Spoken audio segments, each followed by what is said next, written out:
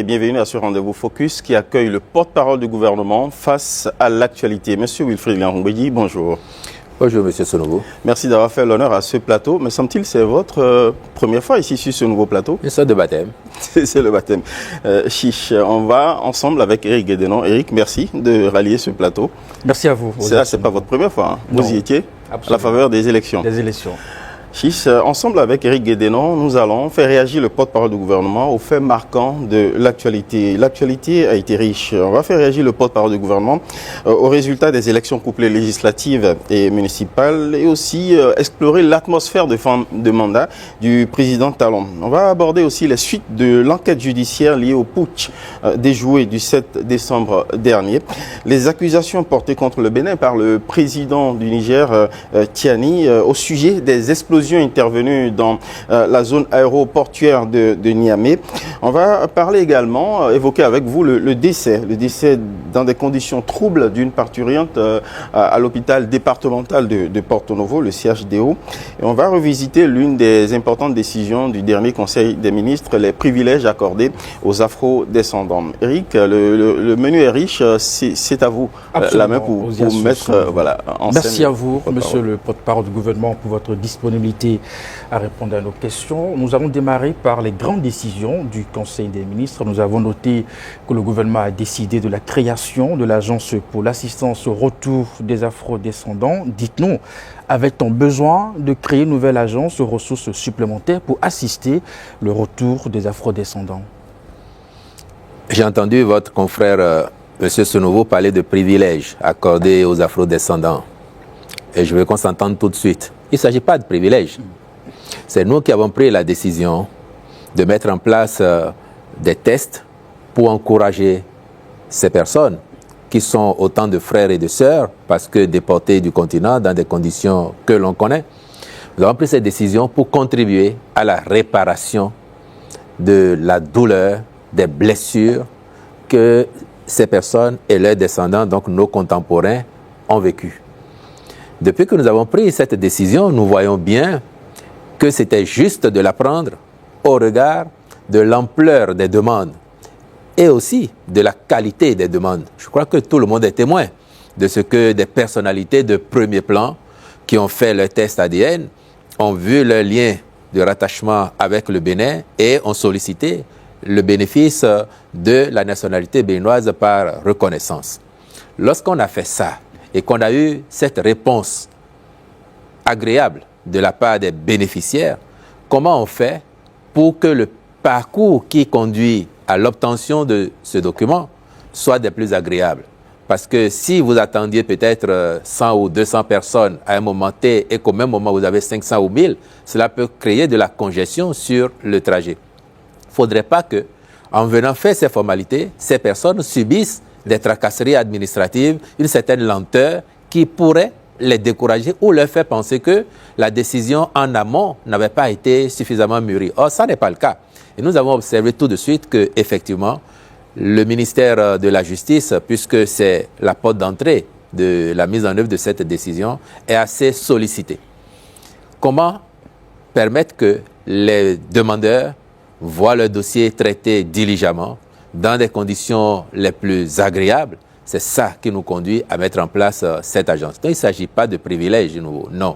C'est faciliter la tâche aux demandeurs et montrer davantage la crédibilité de notre pays qui, en prenant sa décision de façon souveraine, montre qu'il peut mettre tout en œuvre pour que tous ceux qui s'y intéressent vivent une expérience particulièrement positive, ce qui leur montrerait qu'ils ont eu raison de faire confiance au Bénin. On va aborder volontiers, merci pour ces explications au sujet des afro-descendants. Abordons volontiers les résultats des élections législatives et municipales. Les deux partis principaux qui soutiennent l'action gouvernementale ont imposé leur loi, une présence hégémonique exclusive dans toutes les instances d'élus, à l'Assemblée comme au niveau des mairies. Pour le démocrate que vous êtes, sans mauvais jeu de mots, vous voyez bien ce que je veux dire, l'homme attaché au principe démocratique, est-ce que vous n'avez pas comme une sorte de, j'allais dire, de parcours inachevé par rapport à notre processus démocratique, à la vie démocratique, à la marche démocratique du Bénin? Pourquoi? Les élections se sont déroulées conformément aux prescriptions légales. S'agissant des législatives, tous les partis qui ont rempli les conditions prévues par la loi ont pu compétir. Et nous l'avons vu. Ont circulé librement dans le pays, ont fait leurs meetings librement et ont mobilisé leurs électeurs tout aussi librement.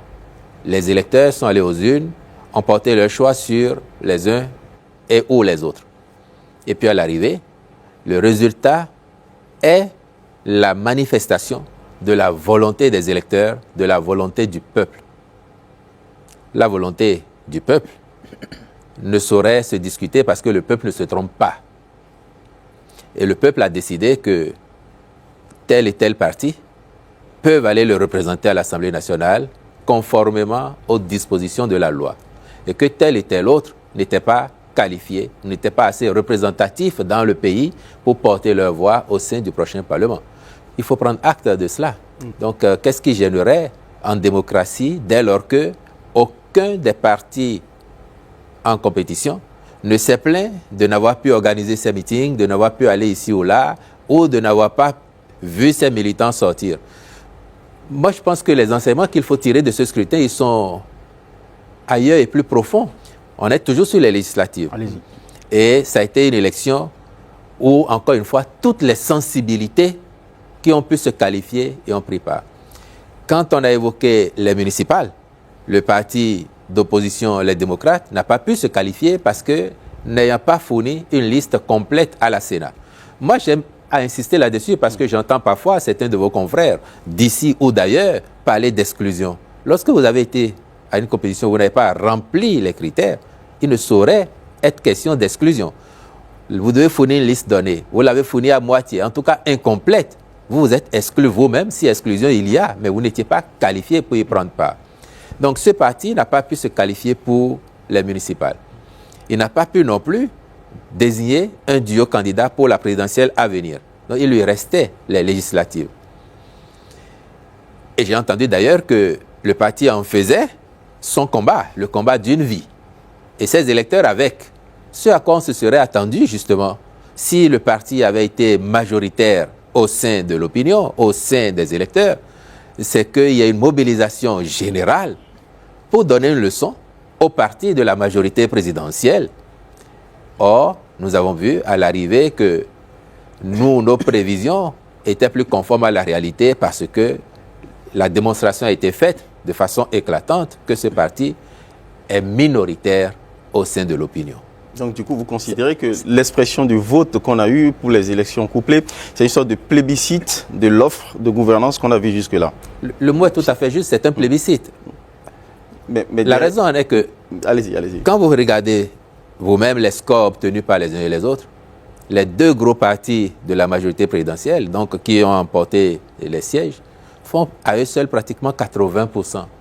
80% des suffrages exprimés librement par les populations. C'est un plébiscite.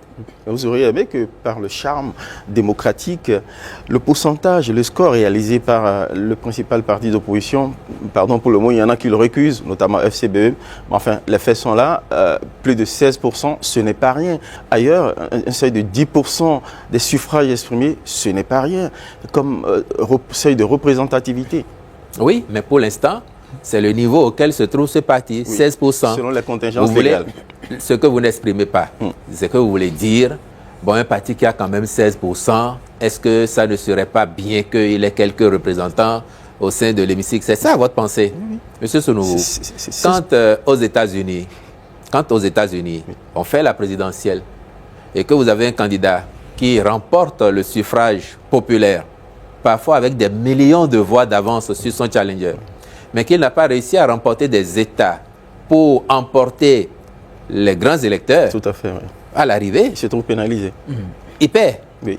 Et vous avez connu des exemples récents dans la vie des États-Unis. Ils ont un système où, quand vous allez à la présidentielle, et je ne vous entends pas souvent, vous, des médias, l'expliquer à nos concitoyens, aux gens qui n'ont pas forcément votre niveau, afin qu'ils comprennent que chaque peuple, chaque pays adapte son parcours aux exigences, aux défis qui se posent à lui à un moment donné. Demain, ça peut changer. Quand vous allez aux États-Unis et que vous allez à la présidentielle, le système voudrait que celui qui gagne un des États fédérés emporte les grands électeurs qui représenteront cet État-là. Et il est déjà arrivé, même dans les années récentes, je vois en 2000, le candidat démocrate qui a remporté le suffrage populaire et qui n'a pas été élu parce que le républicain a eu le plus grand nombre de grands électeurs. Mais c'est objectivé comme une anomalie démocratique. En 2000, ah non, surtout pas. Demandez aux Américains, ils ne vous diront pas que c'est une anomalie démocratique. Si, il y en a beaucoup qui ont cette opinion. Non, du tout. En 2016 encore, c'est arrivé. Maintenant, vous pouvez dire à l'observance que des gens s'interrogent aux États-Unis en disant, bon, est-ce que ce système, pertinemment, nous pouvons le garder encore sur la durée? Est-ce que nous devons le garder? Parce qu'à l'arrivée, parfois, le résultat peut jurer avec la réalité du terrain. Ouais. Ça, c'est normal en science de se poser les questions. Et une loi, elle est fille de son temps. Elle peut évoluer. Nous avons un modèle qui voudrait qu'il faut avoir au moins 20% dans chacune des 24 circonscriptions électorales pour avoir des députés. Et il y a un parti, le parti qui a les 16% dans au palais, à l'arrivée en plus, il a manqué les 20% dans pas moins de 13 circonscriptions électorales, donc plus de la moitié. Cela montre bien qu'il n'est pas assez représentatif dans toutes les circonscriptions, conformément à la volonté des lois électorales que nous avons. Et puis, moi j'ai été particulièrement sidéré par ailleurs de voir que même dans des circonscriptions qui, a priori, étaient perçues ou pouvaient être perçues comme des bastions de ce parti, mais il y a été totalement laminé, parfois avec des scores anecdotiques. Et ça vous renseigne, encore une fois, qu'à l'arrivée, la volonté populaire est celle qui s'est manifestée et les électeurs ont placé l'UPR, le BR en tête, suivi de LD, de FCBE et puis de Moël Bénin pour parler des législatives. Monsieur le porte-parole, de nombreux observateurs soulignent la faible participation de nos concitoyens. Le gouvernement y voit-il un signal d'alerte justement sur la confiance des citoyens dans le processus électoral? Non, mais un moment, s'il vous plaît, si vous permettez, avant que d'arriver sur la participation, restons sur le débat précédent et finissons-le pour apprécier les messages ou le message que les électeurs passent. Parce que avant ça, on a entendu longtemps, pour nous en tenir au parti LD, revendiquer d'être le parti du peuple, d'être le plus grand parti du Bénin. Et j'avais eu l'occasion de dire, quand les réformes ont été faites et qu'on entendait les grognements de certains, je disais que les partis qui ont compris que la loi leur pose un défi, tels des fourmis besogneuses, se sont mis sur le terrain pour travailler et essayer de rattraper leur retard. Tandis qu'un autre au moins jouait les cigales et que le résultat ne saurait surprendre. À la fin, je vois, ça n'a pas menti. Mais les électeurs ont surtout montré qu'ils sont plus arrimés aujourd'hui au Bénin nouveau, au Bénin de demain, plutôt qu'au Bénin du passé. Les électeurs nous passent un message. Nos électeurs aujourd'hui, ils vivent dans un Bénin 3.0. Ils aspirent peut-être à un Bénin 7.0 ou 9.0 plutôt que de retourner dans un Bénin analogique que certains leur proposaient. Et c'est ça qu'il faut saluer, la maturité des électeurs, la maturité du peuple béninois dans son ensemble. Quel que soit le prix, éventuellement démocratique. Est-ce que nous sommes d'accord que le peuple ne se trompe pas? C'est pour ça qu'on dit Vos Populi, Vos Dei, n'est-ce pas, M. Sonovo? Bon, c'est une vision philosophique. Non, est-ce que nous sommes d'accord que le peuple ne se trompe pas? Bon, puisque dit que la souveraineté appartient au peuple, le peuple exerce sa souveraineté et il manifeste librement son intention dans les urnes, vous lui accordez au moins le crédit d'avoir fait le choix dont il avait envie. Donc le peuple ne s'est pas trompé en faisant ces choix-là. À partir de cet instant, il faut tirer les conclusions. Moi, je considère que le peuple béninois est heureux aujourd'hui d'être dans un Bénin 3.0, de considérer que la marche du pays globalement est satisfaisante, même s'il y a encore des défis ou des aspects à corriger, à améliorer, ce qui est normal partout ailleurs dans le monde, mais surtout, ce peuple ne veut pas revivre dans le Bénin d'avant 2016. Et c'est le principal message qu'il nous a passé, c'est ça qu'il faut retenir. Et avec le recul, on peut même dire, les gens qui ont pris les armes contre le peuple béninois le 7 décembre, parce qu'ils se croyaient le bras armé ou les justiciers d'un certain courant politique en pensant qu'ils étaient majoritaires, je pense que si c'est des gens qui étaient de bonne foi le 7 décembre, en tout cas c'est des gens honnêtes, En voyant les résultats, ils devraient se dépêcher de faire leurs excuses au peuple, de présenter leurs excuses au peuple béninois en disant « Béninoises et Béninois, on s'est trompé, ou on a été floué. Nous, on pensait que les gens qui se plaignent tout le temps, ils étaient majoritaires dans l'opinion. Mais les résultats des élections libres et transparentes que nous avons vécues nous montrent qu'ils sont plutôt très minoritaires. Et donc, avec le recul, on vient vous présenter humblement nos excuses. On s'est trompé. Je pense que c'est ce qu'ils auraient dû faire s'ils avaient été de bonne foi ce jour-là. Et s'ils avaient été déjà honnêtes, c'est ce qu'ils auraient dû faire. Parce que, imaginez, contrairement à leurs attentes, évidemment, le peuple n'était pas sorti. Mais si une partie des soutiens de l'opposition était sortie et que cela avait marché, on aurait dit que c'était un coup d'État populaire. Quand bien même, c'est au bénéfice d'une minorité de la population. Et donc, quand vous faites ces considérations, vous êtes obligé de leur dire, bon, le peuple attend vos excuses quand même, messieurs, du 7 décembre 2025. On peut comprendre cette manière de tirer des leçons, ces leçons du vote qui a été exprimé.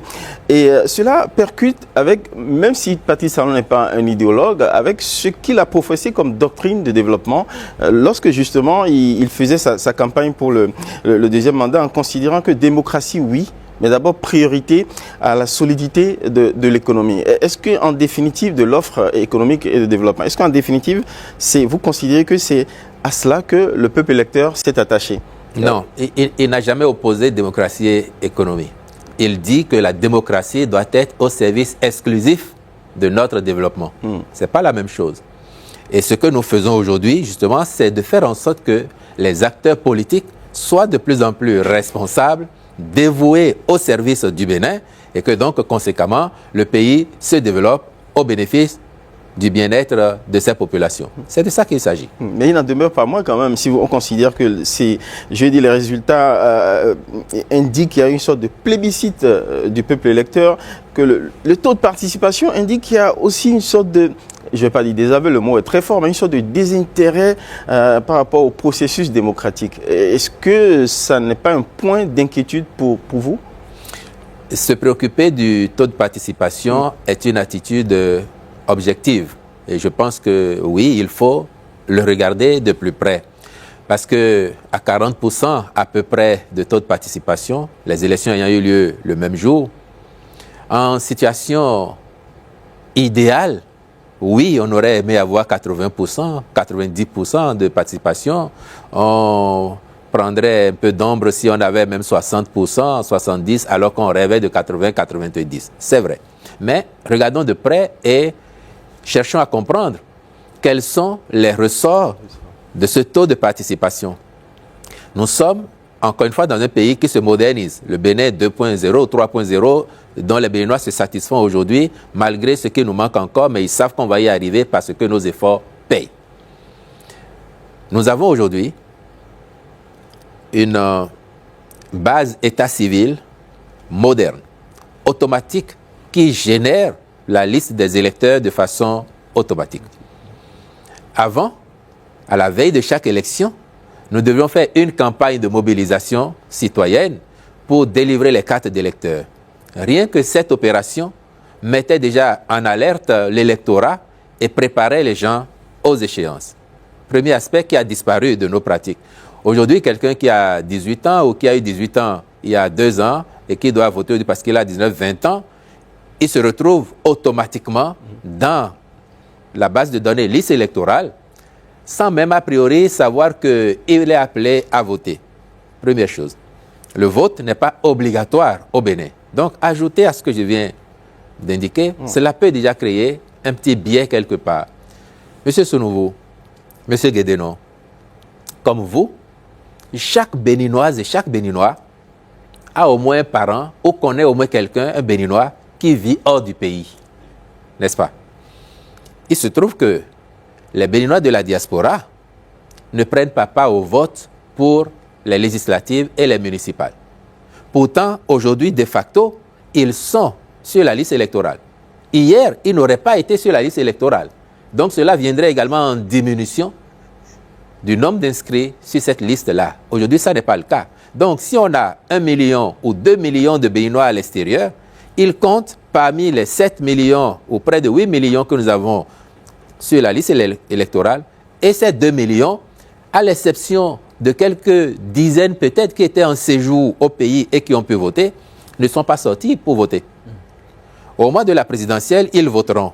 Mais même pour la présidentielle, si vous interrogez l'histoire, vous verrez que nos compatriotes hors du pays ne se sont pas souvent mobilisés fortement pour aller voter lors des présidentielles. En général, c'est quelques dizaines de milliers. Jamais on a atteint la centaine de milliers, même pas les 30-40 000. Ça se situe entre 10, 14, 20 et quelques mille. Donc ça également, on va interroger demain la part de la diaspora qu'il y a sur la liste électorale pour apprécier objectivement le taux de participation que nous aurons à l'arrivée. Et puis vous avez aussi une partie de nos concitoyens qui considèrent que, bon, on va prendre la question en 2 ou 3 volets. Le Bénin, globalement, fait des progrès. Ça marche, d'accord. On n'a plus besoin forcément d'aller faire le rang ici pour accompagner. Nous, on sait que ça marche. Ceux qui seront là, ils vont faire que ça marche. Certains, peut-être parce que leurs partis n'ont pas été qualifiés, vont dire que ça ne vaut pas la peine. Mais dans le contexte où, tout au moins pour les législatives, vous aviez un parti d'opposition qui s'est revendiqué comme étant le plus grand, et que ce parti était là, on se serait attendu à un mouvement contraire. C'est-à-dire que les gens sortent massivement pour dire, bon, c'est l'heure de régler les comptes avec ceux qui sont là. Nous, on va leur montrer que nous sommes le courant politique majoritaire au sein du pays. Ça n'est pas le cas. Donc, vous voyez autant de raisons qui peuvent expliquer que nous ayons ce taux. Et puis, une part non négligeable peut-être de nos concitoyens qui sont décédés, je salue leur mémoire, et qui se retrouvent encore sur la liste, malgré les efforts d'appurement de l'ANIP, parce que nous n'avons pas pris l'habitude dans notre pays, dans nos familles, systématiquement, d'aller déclarer nos morts et de faire les actes subséquents pour qu'ils soient rayés de la liste électorale. Vous avez une part de cela. Et maintenant, interrogeons le modèle ancien. Celui où les listes électorales, donc on battait campagne pour sortir les gens, pour faire la liste électorale de façon artisanale, sous les arbres, et puis on y mettait les mineurs, les décédés, et des gens votaient de façon multiple. Toutes choses qui pouvaient aussi fausser l'objectivité des chiffres que nous avions au sortir des urnes. Aujourd'hui, tout cela commence à être derrière nous. Donc nous allons avoir certainement, sur un certain temps, un taux de participation modéré, le temps que, avec la sensibilisation que différents organes, différents acteurs feront, les populations se disent, bah oui, c'est quand même important les élections, même si ce n'est pas obligatoire d'aller voter, c'est quand même important, même si le pays fait des progrès, il nous appartient de sortir pour consolider ces progrès en donnant mandat à ceux qui font que les progrès sont enregistrés, ou bien à ceux qui proposent de nous conduire encore plus loin que ce que nous avons aujourd'hui et à qui nous pouvons faire confiance. Donc, à mon avis, voilà quelques raisons qui peuvent justifier le taux de participation que nous avons là. Je ne serais pas surpris que le 12 avril, nous ayons à peu près le même taux, pour les mêmes raisons, le même taux, voire un peu moins ou un peu plus. Un peu moins, par exemple, parce que pour les législatives, nous avions 2 partis d'opposition, LD et FCBE. À la présidentielle, nous avons un parti d'opposition qui a qualifié son duo. Donc peut-être que les 400 et quelques mille votants LD, une partie se dirait, bon, on n'a pas d'autre candidat, ce n'est pas la peine de sortir. Une partie irait voter, c'est sûr. Et ça pourrait venir en diminution du nombre total de votants, si entre-temps, les partis n'ont pas réussi à mobiliser davantage de gens sur le terrain pour les faire sortir le jour du scrutin. Donc moi, je m'attends à ce que le 12 avril, on ait soit un peu moins, soit un taux équivalent, ou alors un taux un peu plus agréable que celui que nous avons connu le 11 janvier dernier. Mais au sortir de ces élections, en réaction justement aux résultats, la force Curie pour un Bénin émergent dans un communiqué a quand même fait part d'un certain nombre de critiques indécentes, notamment les réformes politiques qui, selon l'information politique, est à la base de cette taux que nous avons enregistré. Oui, que FCBE se plaigne ou que tel autre parti se plaigne, je pense qu'il appartiendra à chacun, à l'intérieur du parti qui est le sien, et il appartiendra à chaque parti, in fine, de travailler à se mettre à la hauteur des exigences des lois électorales. FCBE a connu une mauvaise fortune à l'issue de ces élections. Il lui appartiendra d'en tirer les leçons au-delà des critiques. C'est comment je dis les enseignements, comment je m'organise autrement, comment je me réinvente pour que les prochaines fois, je connaisse meilleure fortune. Alors, absence de l'opposition au Parlement, mais aussi au niveau des communes. Selon vous, est-ce que cela compromet notre démocratie, comme le pensent certains? Encore une fois, pour davantage de diversité, je dirais même peut-être de vivacité du débat démocratique, ça aurait été bien d'avoir tout ce qui aurait rempli les conditions de représentativité. Et c'est ceux-là qui sont aujourd'hui au Parlement. Sauf si vous demandez de faire faveur à ceux qui n'ont pas rempli les conditions et de leur trouver quelques sièges à titre de rachat. Les lois électorales ne permettent pas cela. Mais heureusement, vous n'avez pas sorti le mot. Mais je sais que vous le censurez exprès. Non, mais vous auriez pu y aller. J'ai entendu ou j'ai lu parfois sur les réseaux, certains dire oui, c'est un retour au Parlement monocolore. Je vous sais gré de ne pas sortir le mot parce que, à la vérité, dans l'absolu, et pour reprendre le mot d'une députée élue, il y a au moins 2 couleurs au sein de cette assemblée qui sera mise en place prochainement. C'est un sympathique jeu de mots. Vous avez au moins le jaune et vous avez au moins le vert, au moins. Et puis vous avez des nuances du rouge LD dans chacun des 2 partis un peu, puisqu'il y a des élus des 2 partis qui proviennent de ce parti qui s'est effondré, comme on l'a observé avec les chiffres que nous avons évoqués ensemble tout à l'heure. Ces élus-là, moi franchement, je voudrais les voir dans leur rôle critique de l'action, des décisions, en disant c'est parce qu'on n'a pas eu un espace d'expression à la hauteur de nos attentes au sein de notre parti qui ne nous garantissait plus justement que notre combat politique soit entendu et produise des résultats, que nous nous sommes rapprochés de vous. Mais en venant, c'est avec notre sensibilité, notre regard critique, nos observations. Je veux les voir encore dans ce rôle-là, au sein de ce Parlement. Et au-delà, je voudrais aussi que nous ne perdions pas de vue. C'est pas un vœu pieux? Je voudrais que, non, et je voudrais que nous ne perdions pas de vue que le Parlement dit monocolore de 2019.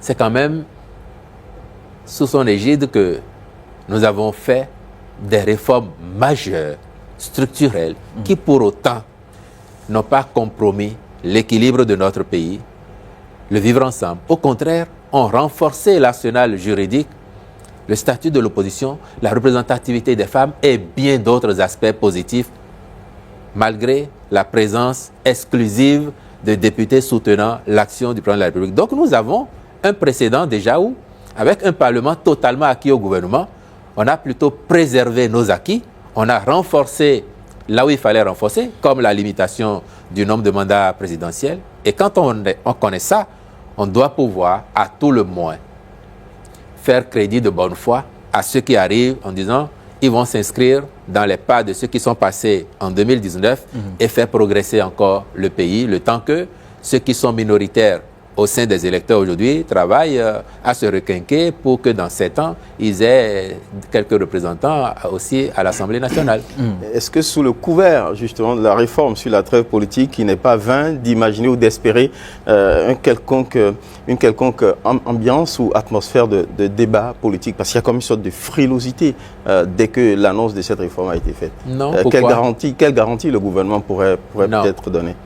Tout acteur politique sérieux au Bénin aujourd'hui, il sait que s'il veut faire carrière d'acteur politique, il lui faut appartenir à un grand parti, ou s'il a un petit parti, qu'il se fonde dans un grand parti. Et comme ça, il existe.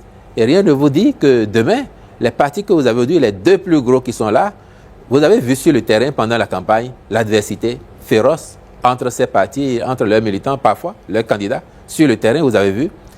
Demain, vous aurez peut-être, lorsque la réforme... Et c'est une adversité partisane. Elle n'est pas construite. Ah non, surtout pas. Ce n'était pas une adversité amicale ou partisane. Moi, j'ai été sur le terrain, M. Sounouvou. J'ai été sur le terrain. Pour le compte de quel parti? Et j'ai entendu. J'ai travaillé avec l'UPR, mon parti. Mais j'ai entendu parfois même les discours de gens de mon parti et parfois les discours du parti BR vis-à-vis de candidats UPR. Oui, mais Cela devrait vous rassurer. Ce n'est pas la camaraderie. Et demain, vous ne savez pas. Pourquoi chacun des partis se bat pour être premier? Pourquoi personne ne veut être deuxième ou troisième? Parce que demain, peut-être, la structuration du jeu politique béninois va se faire autour de ces deux grands partis qui ont vocation à grandir encore. Les marginaux vont soit se fondre, soit disparaître.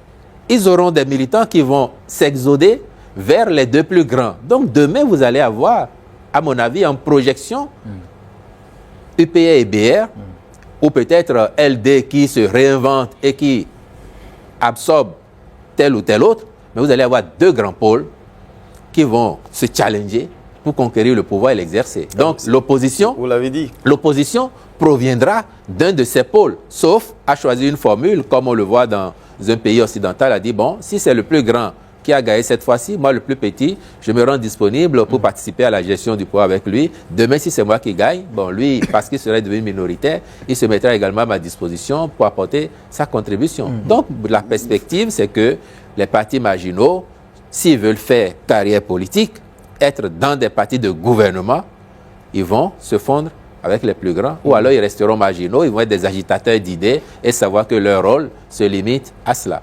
Vous avez évoqué tout à l'heure que dans la suite de l'animation de la vie politique, il se pourrait que nous ayons deux grands partis, notamment l'UP ou le BR. Mais qu'est-ce que vous dites de Moël, de Renaissance nationale, en tout cas ces partis qui sont aussi de la mouvance et qui sont présents dans le jeu politique? Et comme toujours, aux yeux du camp présidentiel?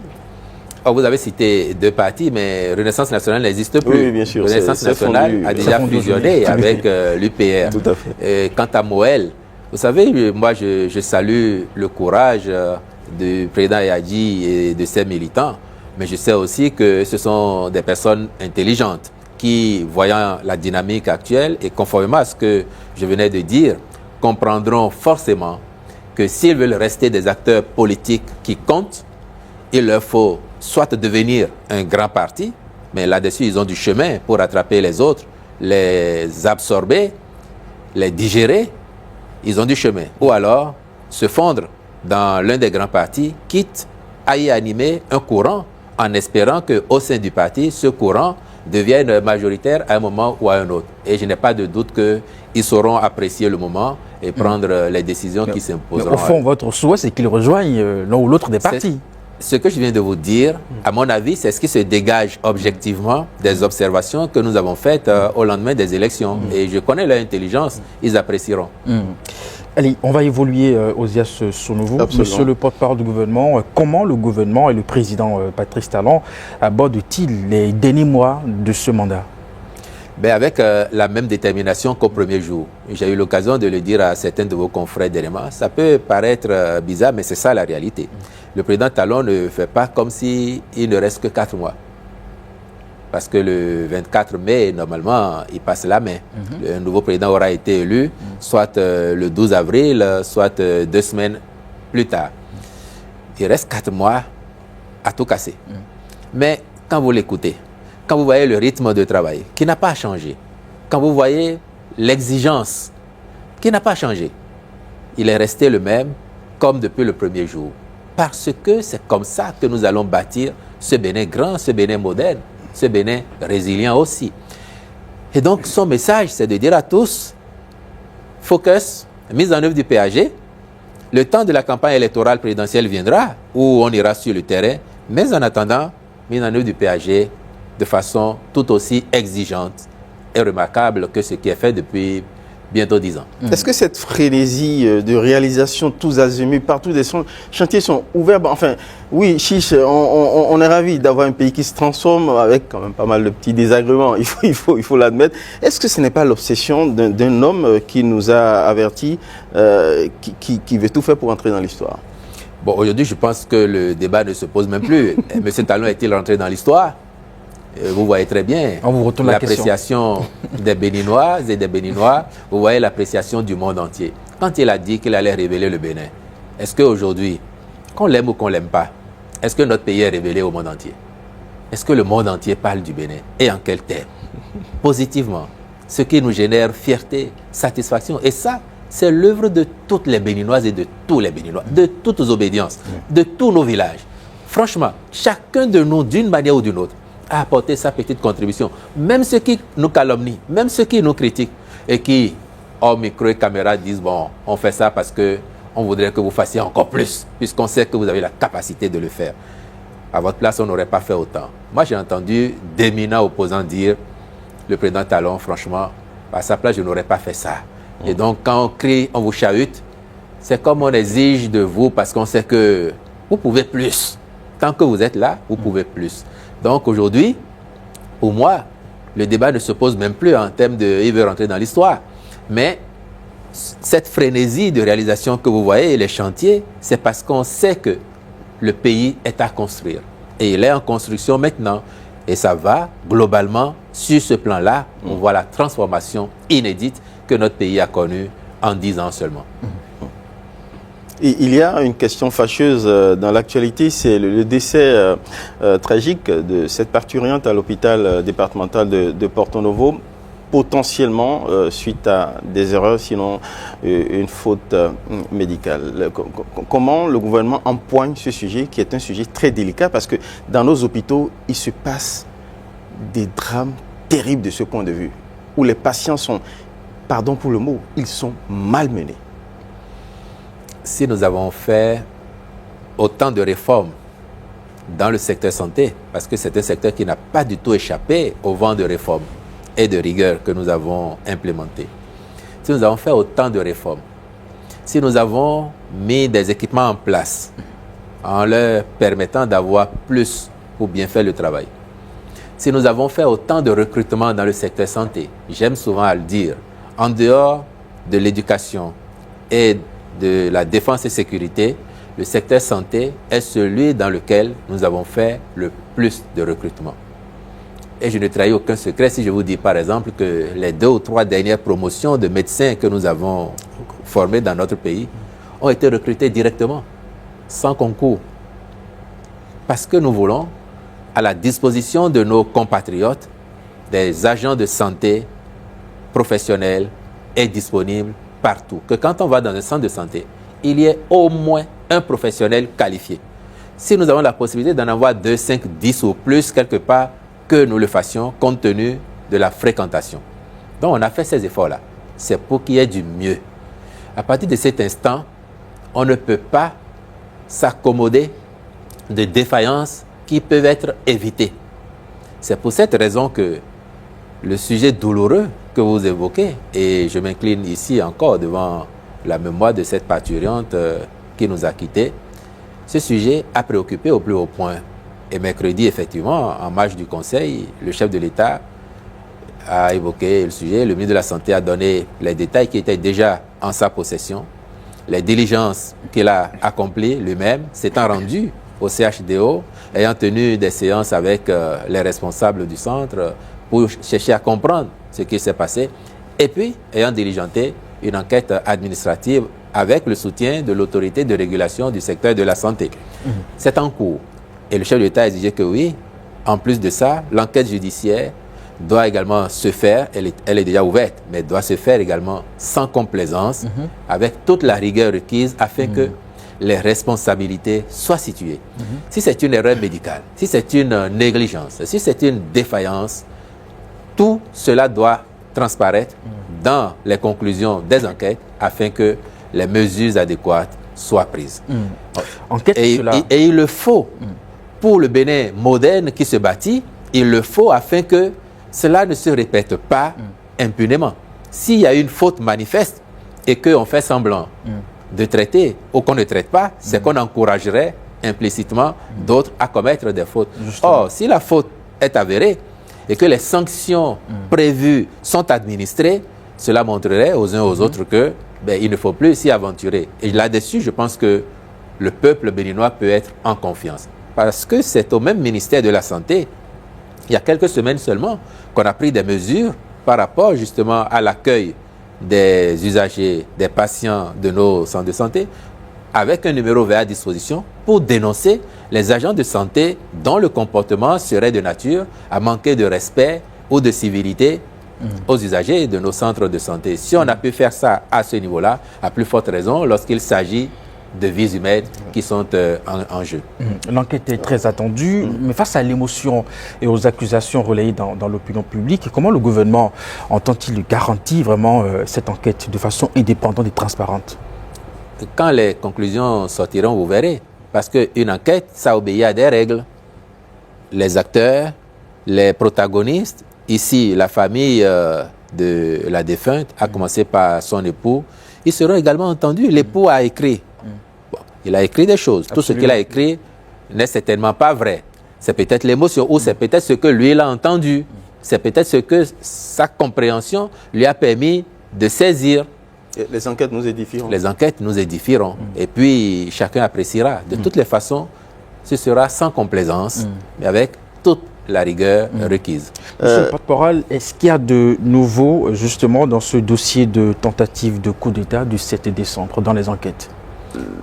Cette fois-ci, la justice est peu diserte là-dessus. Alors, on craint pour la transparence et l'équité de la justice dans cette matière. Jusqu'à plus informé, et je ne peux pas vous dire plus que ce que vous savez, qu'on a déjà entendu. Je sais que les enquêtes sont en cours et en temps utile, nous en aurons le contenu puisqu'il y aura forcément un procès. Donc, à cette occasion-là, on en saura davantage. Pour l'instant, laissons les structures dédiées faire leur travail et nous servir le moment venu les tenants et aboutissants de cette tragédie. Je m'entendais à plus de détails.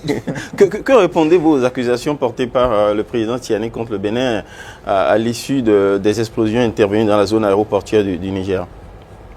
Bon, pas que le Bénin, il y a bien d'autres pays qui ont été cités aussi. Oui. Bon, j'espère que vous n'êtes pas surpris par ces accusations. J'espère que vous n'êtes pas surpris. Ce n'est pas la première fois. fois. Nous, on n'est pas surpris. Les Béninois devraient même se dire, mais à quand la prochaine? Et puis, comme ça a commencé à tarder, ils se disent, mais ils nous ont oubliés enfin. Mais écoutez, lorsque vous êtes premier de la classe, qu'est-ce qui se passe souvent? Il y a parmi vos camarades ceux qui aimeraient vous déloger de la première place, qui vont se mettre à fond au travail. Et il y a ceux qui vous jalousent parce qu'ils ne savent pas que être premier de la classe, ça vous coûte des nuits de sommeil, ça vous coûte des temps de jeu, de divertissement, et ça vous demande beaucoup d'efforts. Il se trouve que grâce à notre travail collectif, et un peu malgré nous tous, le Bénin aujourd'hui, on peut le dire, toute proportion gardée, mais sans fausse modestie, on peut dire que nous sommes premiers de la classe. Ça ne fait pas que des heureux. Ça ne fait pas que des heureux. De qui, quand vous regardez la sous-région, de quel pays parle aujourd'hui le monde entier avec autant d'emphase, avec autant d'étoiles dans les yeux? Quelle est cette destination que les gens veulent venir découvrir quand vous allez sur les réseaux sociaux? C'est encore du Bénin. Et puis moi, j'ai été heureux de voir que, à la suite des déclarations de M. Tiani, même ses concitoyens sur les réseaux, ils disent ne pas y croire. Moi, j'ai lu beaucoup de réactions. Les Nigériens disent non, ça suffit, laissez le petit Bénin tranquille. Nous, on sait que les Béninois, ce sont nos frères, ce sont nos amis. Donc, les Nigériens même n'y croient pas. À plus forte raison, ici. Et puis enfin, il y a une sagesse quand même chez nous ici qui dit que si quelqu'un se dénude et arrache votre couverture, se met à courir avec dans la rue, ne le pourchassez pas tout nu aussi, sinon on va vous confondre. Bon, donc on s'en tiendrait à ce qui est observé, à la réaction des populations qui nous rassure, parce que même au Niger, les gens n'y croient pas. Dans ce qu'il a dit, au-delà d'une accusation, il y avait des menaces aussi. Nous apprécierons. Et puis, peut-être aussi, vous savez, tout à l'heure, vous avez évoqué le 7 décembre. Et nous, on sait ce qu'on a vécu le 7 décembre. Et on sait très bien quelle est la partition de certains pays de la sous-région. Pour autant, on n'est pas passé s'époumoner partout. Peut-être qu'il y a des gens qui allument un contre-feu parce qu'ils se disent qu'à un moment ou à un autre, bon, on parlera d'eux. Peut-être. C'est une façon de prendre des précautions. Mais nous observons. S'il y a des menaces, Ce que nous faisons depuis pour garantir la quiétude à nos concitoyens, la sécurité globale dans notre pays, l'intégrité de notre territoire, ces efforts-là, ils vont être maintenus, amplifiés. Nous ne prendrons aucune menace à la légère. Mais nous n'aurons pas de temps à perdre sur des questions ou avec des gens dont la seule vocation, c'est de nous empêcher d'avancer pour continuer à être premiers. Nous, on veut être premiers aujourd'hui, demain, tout le temps et en tout ce que nous faisons. Merci beaucoup à vous, monsieur le porte-parole du gouvernement. Chéric, nous sommes au seuil de cette émission. C'était le porte-parole du gouvernement face à l'actualité dans Focus, votre rendez-vous Focus. Merci à vous d'avoir partagé avec nous l'état d'esprit du gouvernement face à un certain nombre de questions d'enjeux nationaux, mais aussi de sujets qui fâchent. Merci de nous avoir suivis. À très vite.